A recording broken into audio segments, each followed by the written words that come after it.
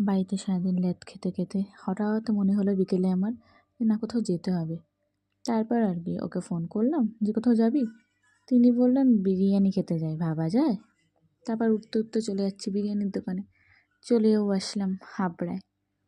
দেখো তো চিনতে পারছো কিনা কেউ? না পারলেও বাকি আমি তো খেয়ে এসেছি রীতিমতো। এটা হচ্ছে আমেরিকান দাদার বিরিয়ানি। কিন্তু কি আর করা যাবে, দাদা ছিল না, বৌদি আছে। বৌদি স্যালাড গোছাচ্ছে।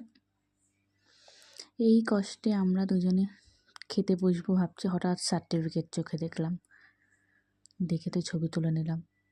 দেখো, ভাবতেও শুরু করে দিয়েছি আমি যে এরকম সার্টিফিকেট যদি আমাদের থাকতো, কিন্তু আমি তো রান্নাবান্না পারিও না। এবার ওকে বললাম, দেখ তুই ফোনের দিকে তাকালি আর তোর ঠোঁটে লিপস্টিক উঠে গেল।